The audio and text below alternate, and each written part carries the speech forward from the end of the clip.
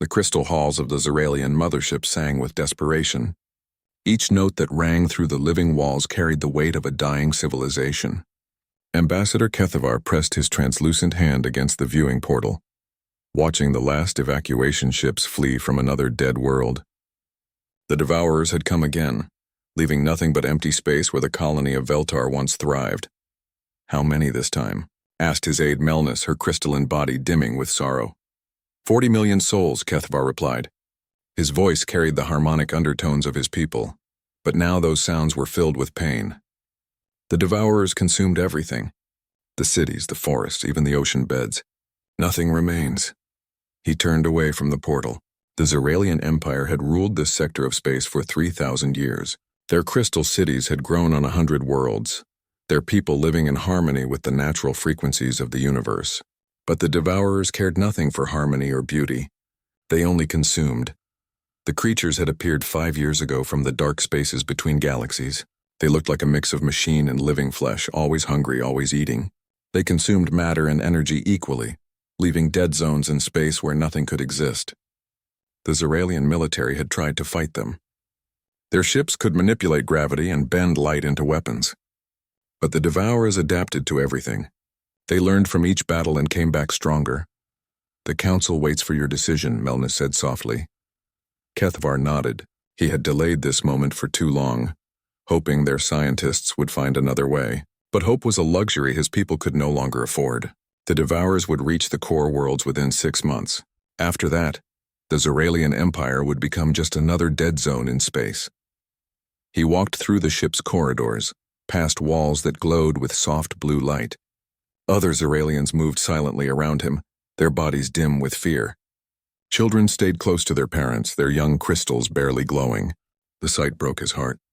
These people trusted him to save them, but he was about to gamble their future on beings they barely understood. The council chamber was a sphere of perfect crystal that amplified every sound. 12 of the Empire's greatest minds sat in meditation poses, their bodies creating a circle of rainbow light. They had been debating for days, but Kethavar knew they were just avoiding the inevitable choice. Honored counselors, he began, his voice filling the chamber. We have exhausted all options. Our fleets cannot stop the Devourers. Our worlds continue to fall. If we wait any longer, we will have nothing left to save. Counselor Thanel, the eldest among them, raised her ancient head. Her crystal body was nearly transparent with age, but her mind remained sharp. You speak of the humans, she said. These young creatures who have spread across space like wildfire. I do. Kethavar moved to the center of the circle. Our traders have observed them for 50 years. They call themselves peaceful, but their ships carry weapons we do not understand. They have fought wars against machines, against hive minds, against creatures from other dimensions, and they have won every time. They are savages, said Counselor Vendar, his red crystal body flashing with anger. They solve everything with violence. Is this what we have become? Begging for help from warmongers? They are our only hope, Kethavar replied. The Kython Collective tried to enslave them and failed. The Void Touched invaded their worlds and were destroyed. The humans have a saying, speak softly and carry a big stick. We need that stick now. The council fell silent. Through the chamber walls, they could feel the ship's engines humming as it carried them toward human space. The decision had already been made, really. This debate was just ceremony. What do we know of their current military strength? Asked Counselor Lyravan. Kethavar activated a holographic display. Images of human ships appeared in the air, sleek vessels that somehow looked both elegant and deadly. Our intelligence is limited. They share their peaceful technologies freely, but keep their weapons secret. We know they have something called Project Cerberus, but our spies learned nothing about it. Their military files are protected by security we cannot break. What price will they demand? Asked Thanel. Unknown. Humans are difficult to predict. They value strange things. Art, music, stories. They have been known to risk their lives for ideas like honor and justice, but they also understand practical matters. We will offer them our complete cultural archives, our crystal growing techniques, and our gravity manipulation technology. The ship shuddered slightly as it dropped out of hyperspace. Through the walls, they could feel the presence of the human colony world New Geneva. It was young as worlds went, only 200 years old, but it already housed 30 million humans and was growing fast. The humans are, Prolific, Melnus observed, reading the sensor data. Their population growth rate is remarkable. Kethvar nodded. This was another reason to seek human help. The Zeralians lived for thousands of years but reproduced slowly. It had taken them millennia to spread across their 100 worlds. Humans lived brief lives but bred like bacteria. In just 500 years they had filled 200 worlds and were still expanding. Such a species would understand the value of what the Zeralians were offering. The human ships that approached were clearly military, despite their elegant design. Kethvar could see weapon ports hidden in their sleek hulls, and their movements spoke of controlled power. These were not the clumsy vessels of a young species. These were the ships of predators who had learned to hunt in the dark between stars. Zeralian vessel. This is Admiral Sarah Chen of the Human Colonial Navy. State your business in our space.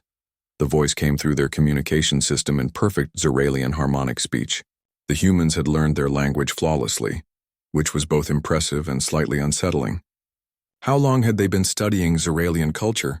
Admiral Chen, I am Ambassador Kethvar of the Zeralian Empire. I come seeking an audience with your leadership on a matter of grave importance. We are aware of your situation, Ambassador. The Devourer advance has been monitored by our long-range sensors. You have our permission to land at New Geneva Spaceport.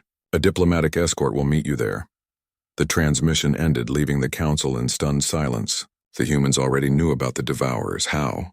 Their long-range sensors must be far more advanced than Zeralian intelligence had realized. As their ship descended toward New Geneva, Kethvar studied the world below. Human cities sprawled across continents in organized chaos, their buildings reaching toward the sky like metal forests. Millions of lights twinkled in the darkness, each one representing human lives, human dreams, human ambitions. These people had built all of this in just 2 centuries. What could such a species accomplish if they turned their minds to war?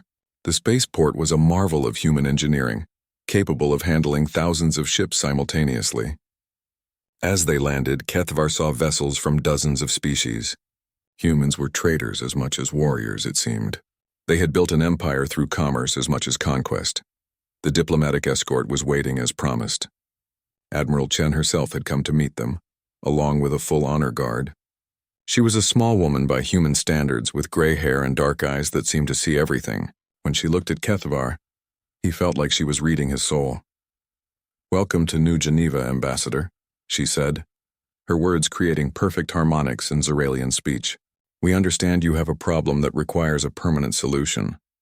The way she said permanent solution sent a chill through Kethvar's crystal body. But there was no turning back now. His people were dying and the humans were their only hope. Whatever price they demanded, whatever methods they used, it had to be better than extinction. As they walked toward the diplomatic complex, Admiral Chen smiled. It should have been reassuring, but something in her eyes made Kethvar wonder if he was making a deal with salvation or damnation. 3 weeks had passed since the agreement was signed. Kethvar stood on the observation deck of his flagship, watching the human fleet emerge from hyperspace. What he saw made his crystal body grow cold with an emotion he had never felt before, terror mixed with awe. These were not the sleek exploration vessels he had expected. The ships that materialized in the darkness of space were massive beyond comprehension. Dreadnoughts the size of small moons hung in formation, their hulls black as the void between stars. Some ships seemed to bend light around them, creating distortions that hurt to look at directly. Others appeared to be made of materials that should not exist, substances that seemed to absorb reality itself.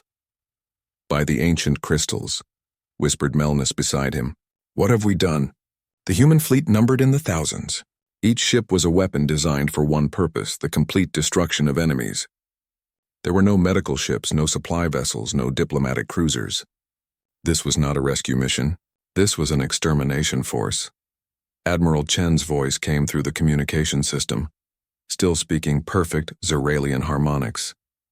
"Ambassador Kethvar, we have arrived to fulfill our agreement. Please prepare your people for immediate evacuation. Our operations will begin in 6 hours. Operations? Kethvar managed to ask, though his voice came out as a discordant whisper. The removal of the Devourer threat from your space. Standard human military doctrine applies. We do not fight wars, Ambassador. We end them. The evacuation began immediately. Human ships appeared throughout the Zeralian home system. their transporters pulling civilians from the surface of crystal cities. But this was not the gentle rescue Kethvar had imagined. The humans moved with mechanical efficiency, loading Zeralians into transport ships like cargo. Families were separated by processing requirements. Children cried for parents who were classified for different evacuation zones. "This is not what we agreed to," Counselor Vendar protested when he saw the evacuation reports. "They are treating us like refugees, not allies." Commander Marcus Webb materialized on their bridge without warning, his human form solidifying from thin air. The Zeralians had not detected his approach. Their sensors had registered nothing until he chose to appear. "Forgive the intrusion," he said, though his tone suggested he felt no need for forgiveness. "I wanted to explain the situation personally. Your people are being evacuated for their own safety. What is about to happen in this system will not be survivable for civilian populations." Kethvar studied the human commander. Webb was tall even by human standards, with pale skin and dead eyes that showed no emotion. His uniform was made of materials that seemed to shift and flow like living metal. When he moved, reality seemed to bend slightly around him. "What exactly do you plan to do?" Kethvar asked. Webb smiled, and the expression was worse than if he had shown anger. "We plan to teach the Devourers why humanity does not have natural predators. Your species asked for mercy from creatures that know only hunger. We will provide that mercy by replacing their hunger with fear." The first Devourer scouts arrived at the edge of the system 12 hours later. They came in small groups, biomechanical horrors that pulsed with alien life. Each scout was the size of a human frigate, covered in feeding tendrils and sensor organs that could detect matter and energy from vast distances. The Zeralians watched from their evacuation ships as the human response began. A single human vessel approached the scouts. It was smaller than the Devourer ships, but when its weapons fired, reality screamed. The weapons did not use energy or projectiles. They used physics as a weapon, tearing holes in space-time itself. The Devourer scouts simply ceased to exist, not destroyed but edited out of reality. Where they had been, nothing remained except distortions that made nearby stars flicker. "Dimensional shear weapons," Commander Webb explained casually, as if discussing the weather. "We learned to build them after the void touched invasion. They work by convincing the universe that the target never existed. Very clean, very permanent." "Those were living beings," Counselor Thanel said, her ancient voice filled with horror. "No," Webb replied. "Those were eating machines wearing the shape of life. The distinction matters to humans. We have fought true artificial intelligences and learned to respect them. We have battled hive minds and found honor in their unity. But parasites? Parasites deserve only extinction." More Devourer scouts arrived, and the humans continued their demonstration. Ship after ship was simply deleted from existence. The few that tried to flee found that human vessels could somehow move faster than light without using hyperspace, appearing anywhere in the system instantly. How? Kethvar found himself asking. "Trade secret," Webb said. "Let us just say that humans have learned to be very creative with the laws of physics. When you fight enough different types of enemies, you discover that the universe has many more rules than most species realize. And more importantly, you learn which rules can be broken." The evacuation continued for 3 days. Zeralian civilians were processed and loaded onto transport ships with cold efficiency. Their crystal cities were scanned and catalogued, then abandoned. Ancient temples that had stood for millennia were left empty as their guardian priests were relocated to human ships. "Where are you taking our people?" Melnus asked during one of Webb's visits. "Temporary housing on designated worlds. They will be safe there while we work. After the operation is complete, they can return to rebuild their civilization." Something in his tone made Kethvar suspicious. "What guarantee do we have that our people will be released?" Webb's dead eyes fixed on him. "You have the word of the human colonial government. We honor our agreements, Ambassador. Your people will be freed to rebuild their society. Of course, their new society will exist under human protection. The galaxy has proven to be a dangerous place." On the 3rd day, the main Devourer fleet arrived. It was a sight that had haunted Zeralian nightmares for 5 years. The biomechanical ships came in a swarm that stretched across space. Millions of feeding creatures driven by endless hunger. They had consumed entire star systems, and their approach dimmed the light of nearby suns as their bulk blocked starlight. The human fleet did not retreat. Instead, they formed a perfect battle line, thousands of ships arranging themselves in mathematical precision. As the Devourers approached, Admiral Chen's voice filled the communication channels. All ships, this is Admiral Chen. Operation Tabula Rasa is now in effect. Remember, we are not here to fight these creatures. We are here to teach them fear. Show them what it means to be prey. The battle began with weapons that violated every law of physics the Zeralians understood. Human ships fired black holes that ate through space itself. They launched missiles that moved backward through time to strike targets before they were fired. Some vessels opened portals to dimensions where the laws of nature were different, flooding real space with energies that should not exist. But the most terrifying moment came when Commander Webb explained what they were really doing. "We are not trying to kill them quickly," he said, watching as Devourer ships were caught in gravity wells that stretched them across light years. "We are teaching them to suffer. The universe has many forms of existence, Ambassador. Death is actually quite merciful compared to some of them." Kethvar realized then what his people had truly asked for. They had begged for mercy from mindless hunger, and humanity had answered. But human mercy was not the gentle compassion the Zeralians had expected.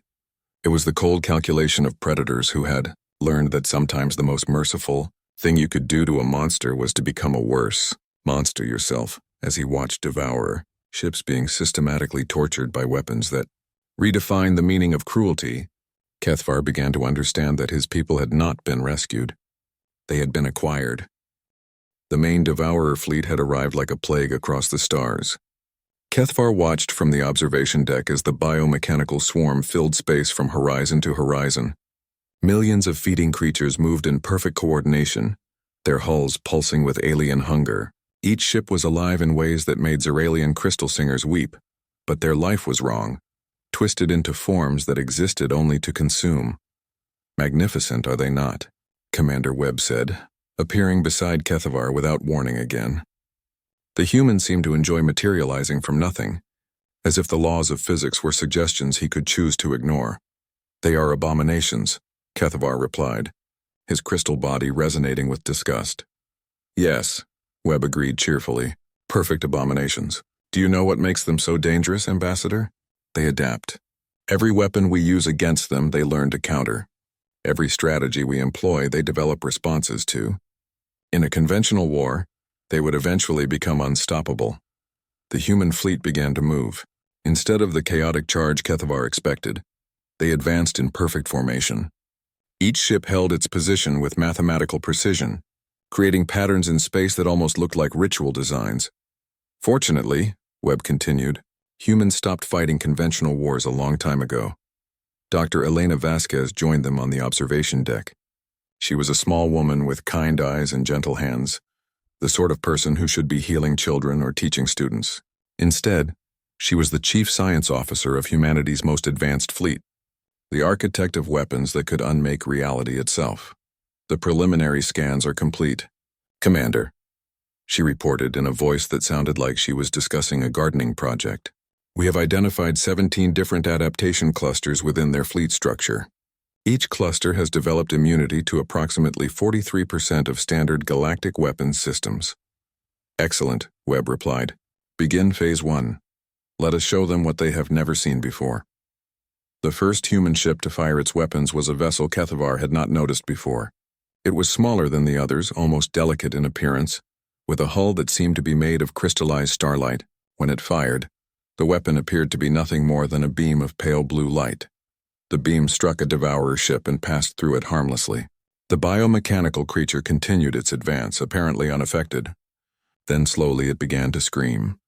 The sound came through space itself, carried by gravitational waves that made every crystal in Kethvar's body ring in sympathy. The Devourer ship was not damaged, but it was in agony. Its hull convulsed as if something was eating it from the inside, though sensors showed no physical change. "Quantum pain inducers," Dr. Vasquez explained calmly. "We discovered them during our war with the synthetic collective. They work by convincing matter that it is being destroyed at the subatomic level, while leaving the actual structure intact. The target experiences the sensation of dissolution without the release of death." More human ships fired similar weapons. Across the Devourer fleet, the screaming began. Biomechanical creatures that had never known fear or pain were suddenly experiencing both in forms they could not understand or adapt to. Their perfect coordination began to break down as individual ships writhed in impossible agony. This is torture, Counselor Vendar said, his red crystal body flashing with outrage. This is not warfare. This is deliberate cruelty. Yes, Webb agreed without shame. Would you prefer we kill them quickly? Because I should mention, Ambassador, that death is not the worst fate we can inflict. The Devourers consume life and leave nothing behind. We can do something far more creative. We can make them wish they had never existed while ensuring they continue to exist forever. A new type of human weapon activated. Ships that looked like geometric puzzles folded reality around clusters of Devourer vessels.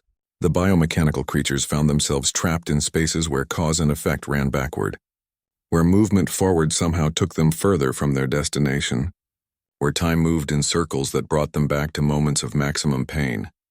Temporal paradox generators, Dr. Vasquez said, making notes on a device that looked like it was built from crystallized mathematics. We create closed time loops around the target. They experience the same moment of suffering repeatedly, but from their perspective, each loop is the first time. They cannot adapt because they never actually experience anything new. Kethvar felt his crystal body growing dim with horror. How many weapons like this do you have? Oh, thousands, Webb replied casually. This is barely 10% of our standard arsenal. We have weapons that convert matter into pure suffering, devices that trap consciousness in artificial realities designed for maximum psychological trauma, and tools that can edit the target's past to ensure they were always in pain. But why? Melnis asked, her voice barely a whisper. Why create such things? Dr. Vasquez smiled, and the expression was somehow more terrifying than Webb's emotionless face. Because mercy, my dear, is not about ending suffering quickly. True mercy is about ensuring that evil creatures suffer appropriately for their crimes. The Devourers have consumed countless civilizations. They have eaten entire species out of existence. Do you really think a quick death would be justice for such actions? The battle continued, but it was not really a battle. It was a demonstration. Human ships moved through the Devourer fleet like artists working on a masterpiece, each weapon carefully chosen for maximum effect. Some Devourer ships were trapped in bubbles where entropy ran backward, forcing them to experience their own creation in reverse. Others were infected with viruses that existed in 11 dimensions, rewriting their biology according to rules that made existence itself painful. The beautiful thing about our weapons, Webb explained, is that they are all perfectly legal under galactic warfare conventions. Nothing we are doing violates any treaty or agreement. We are simply being creative with the definition of humane combat methods. A group of Devourer ships tried to flee, using their biomechanical nature to adapt new forms of propulsion. Human vessels followed them effortlessly, moving through space in ways that defied physics. When the fleeing ships tried to enter hyperspace, they found that the humans had somehow taken control of the dimension itself. Space-time is just another battlefield, Dr. Vasquez said, watching the futile escape attempt. Once you understand that reality has rules, you can learn to rewrite those rules. The Devourers are still thinking in 3 dimensions. We learned to fight in 17 different dimensions during our war with the Void Touched. Kethvar realized that the humans were not just winning the battle. They were giving a performance, demonstrating their capabilities for an audience. But who was the audience? The Devourers were too alien to understand the message, and the Zeralians were already their allies. Then he understood. The audience was every other species in the galaxy. Somewhere on worlds he had never seen, intelligence services were recording this battle. They were watching humanity reveal weapons that turned the concepts of war and mercy into forms of art. They were learning that humans did not just defeat their enemies. They redefined the meaning of defeat itself. Are you recording this? He asked. Of course, Webb replied. This footage will be distributed through every major intelligence network in the galaxy. We want everyone to understand what human protection really means. Knowledge prevents conflicts, Ambassador. When potential enemies understand the full scope of what we can do, they tend to choose diplomacy instead. A massive Devourer bioship, larger than some moons, began to glow with adaptive energy. It was trying to evolve, to become something that could resist human weapons. Dr. Vasquez watched with interest as the creature's hull shifted and flowed, creating new forms of armor and shielding. Fascinating, she said. It is trying to develop immunity to quantum suffering. Let us see if it can adapt to this. She activated a device that looked like a miniature galaxy, all spinning stars and flowing gravity. The weapon fired something that was not energy or matter but pure concept. The idea of pain was written directly into the Devourer's DNA, into its quantum structure, into the very mathematics that defined its existence. The bioship began to tear itself apart, not because it was damaged, but because every atom in its body suddenly understood that existence was agony. It could not adapt to the weapon because the weapon had made adaptation itself a source of suffering. The beauty of conceptual weapons, Dr. Vasquez explained, is that they attack the target's ability to process reality. You cannot develop immunity to mathematics, after all. As the battle neared its end, Webb turned to Kethvar with his dead eyes. I hope this demonstration has been educational, Ambassador. Your people asked for mercy from creatures that know only hunger. We have provided that mercy. The Devourers will never threaten anyone again, because they will spend eternity learning what it means to be afraid. Looking out at the remains of the Devourer fleet, trapped in various forms of eternal torment, Kethvar finally understood the true nature of human mercy. It was not the gentle compassion he had expected. It was the calculated cruelty of predators who had learned that sometimes the most merciful thing you could do was ensure that evil never had the chance to cause harm again. The Devourers had wanted to consume. 2 months after the battle, Kethvar stood in what had once been the great crystal plaza of Velthara, the Zeralian capital. The plaza had been the heart of their civilization for 2,000 years, where crystal singers would gather to create harmonies that could be heard across the entire planet. Now it was empty except for construction equipment and human workers wearing uniforms that seemed to absorb light. The Devourer threat was gone.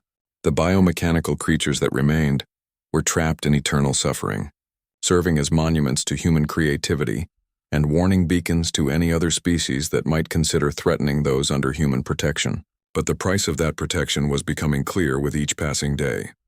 Ambassador, Admiral Chen said, approaching across the plaza. Her footsteps echoed strangely in the space that had once resonated with crystalline music.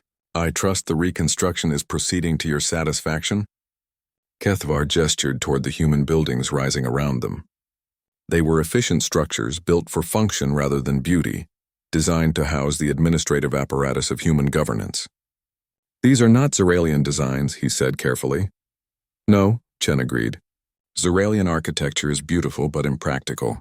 Crystal cities are vulnerable to certain types of weapons, as your experience with the Devourers demonstrated. Our structures are built to last, to withstand attacks from enemies you have never imagined. Enemies that might attack our worlds while under human protection. Admiral Chen smiled, and Kethvar had learned to fear that expression. Protection is not a passive service, Ambassador.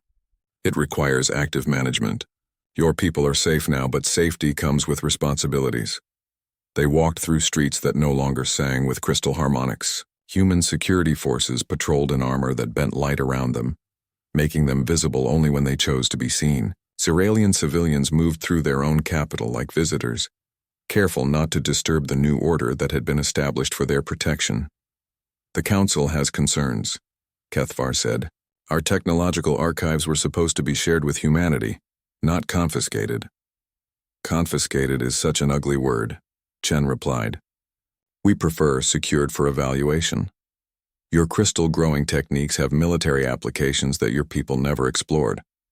In the wrong hands, they could be used to create weapons. We are simply ensuring that such knowledge remains safe. They stopped in front of what had been the Museum of Zeralian History.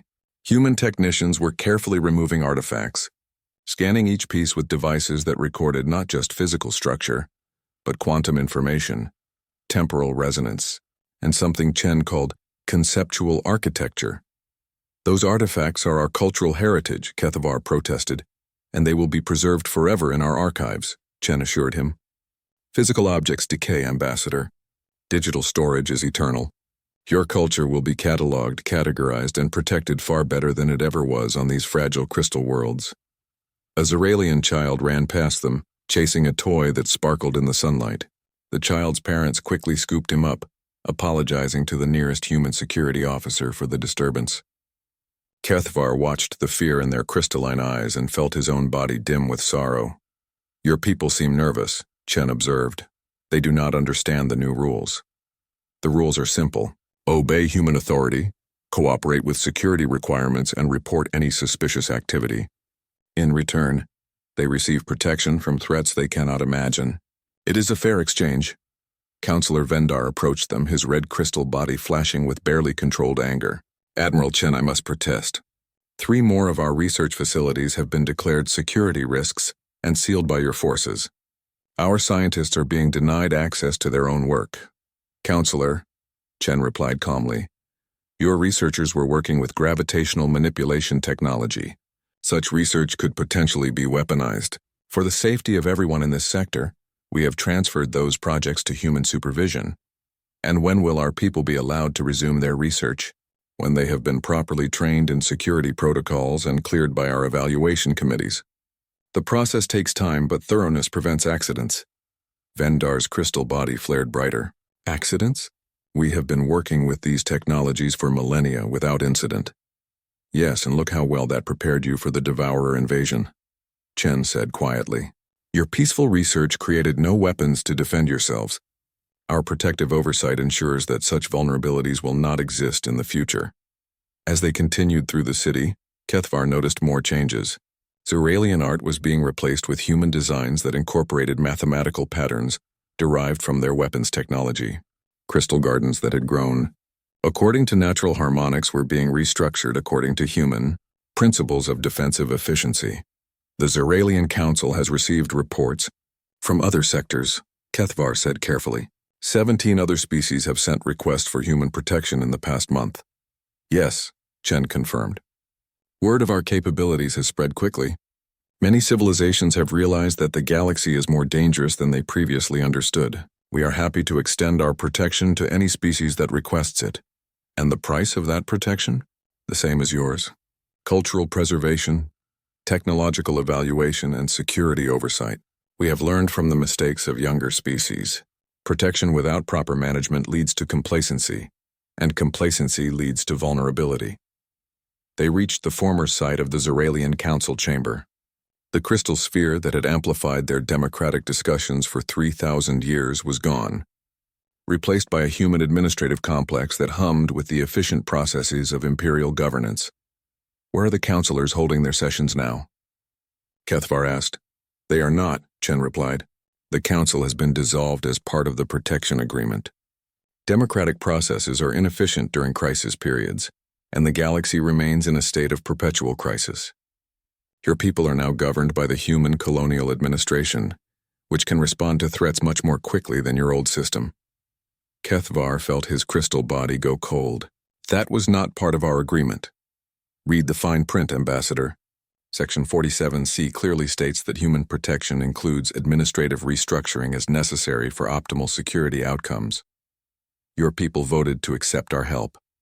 They cannot now complain about the methods we use to provide it. They entered the new administrative building. Human officials worked at stations that processed information flows from across the galaxy. Holographic displays showed the locations of every Zeralian citizen, their activities tracked and analyzed for potential security risks. Other displays monitored the 17 species that had requested human protection, their worlds already being evaluated for integration into the human security network.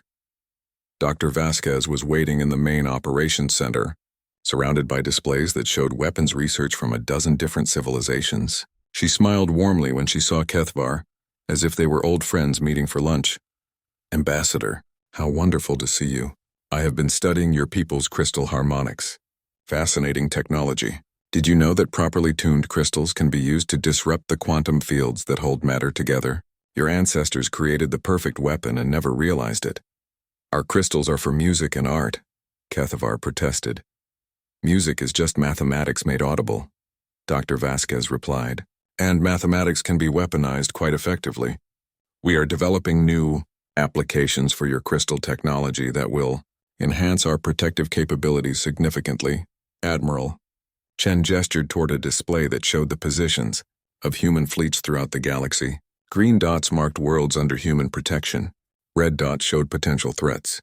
Yellow dots indicated civilizations that had not yet requested protection, but were being monitored for their own safety. The galaxy is vast, Ambassador, and filled with threats your people never imagined.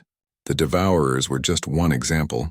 We have encountered machine intelligences that consume planets to build their bodies, energy beings that feed on the heat of stars, and creatures from dimensions where the laws of physics are suggestions rather than rules. And you have defeated all of them? We have established mutually beneficial relationships, Chen corrected. Some through negotiation, others through demonstration of superior force. The key is understanding that the universe operates according to predator-prey relationships. Every species is either a predator or prey. The fortunate ones choose to become our prey voluntarily. Kethavar stared at the display showing human fleets positioned around hundreds of worlds. Each green dot represented a civilization that had traded its freedom for protection, just as the Zeralians had done. Each species probably believed they had made a wise choice, just as he had believed 2 months ago. What happens to species that refuse your protection? He asked. Dr. Vasquez answered with her cheerful smile. They remain free to make their own choices, of course, though they often discover that freedom is a luxury that requires the strength to maintain it. Most eventually reconsider their position when they encounter the types of threats that exist in unprotected space. And if they continue to refuse, then they demonstrate that they are 6 months had passed since the Devourer War ended. Kethavar stood in what had once been the heart of Zeralian civilization and could no longer recognize his own world. The crystal cities that had sung with harmonics for thousands of years were silent. In their place rose efficient human structures that served the needs of administration rather than beauty. The morning sun reflected off polished metal and reinforced glass instead of living crystal. Zeralian children walked to human schools carrying devices that would teach them to think like their protectors. Adults worked in human-supervised industries that had replaced their traditional crafts with more practical pursuits. Ambassador Kethavar, a voice called from behind him. He turned to see Admiral Chen approaching across the plaza that had become New Terran Administrative Zone 7. Her uniform was different now, carrying new insignia that marked her promotion to Colonial Governor. The change had been announced without consultation, just another administrative adjustment for optimal security outcomes. Admiral, forgive me, Governor Chen, Kethavar corrected himself. You requested this meeting? I wanted to inform you personally of some developments. We have received requests for protection from 17 more species in the past month. The success of our Zeralian integration has become a model for other civilizations facing existential threats. Chen gestured toward a holographic display that materialized in the air between them. It showed a map of local space with human fleets positioned around dozens of worlds. Each fleet carried the same weapons that had turned the Devourers into eternal monuments to suffering. The Catherian Assembly has requested our help with something they call the Grey Plague. The Velnash Confederacy faces invasion by machines from another galaxy.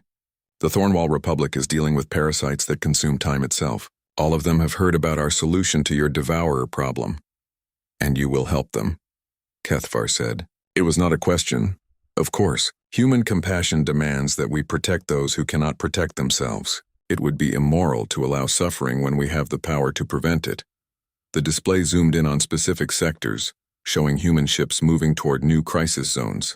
Each fleet was accompanied by the same administrative vessels that had processed Zeralian refugees, the same evaluation teams that had cataloged Zeralian culture, the same security forces that now maintained order on crystal worlds. The process becomes more efficient with each iteration, Chen continued. We have learned valuable lessons from the Zeralian integration. Cultural preservation can be streamlined. Technological evaluation can be accelerated. Administrative restructuring can be implemented more smoothly. Kethavar watched the display and felt his crystal body dim with a sorrow too deep for harmonics. How many species will you save? As many as require our protection. The galaxy is vast, Ambassador, and filled with civilizations that lack the strength to survive on their own. We estimate that 40% of sapient species will eventually require human protection to avoid extinction. And the other 60%? Chen's smile carried the same cold calculation it had always held. Natural selection operates at all levels of existence. The strong survive independently. The weak accept protection. The stubborn learn why stubbornness is a luxury few can afford. A group of Zeralian citizens passed through the plaza, their crystal bodies reflecting the light and patterns that had once been individual expressions of personality. Now their refractions followed mathematical formulas designed for optimal efficiency. Human education had taught them to think in terms of utility rather than beauty. Your people have adapted well, Chen observed. The younger generation especially shows remarkable progress in human integration protocols.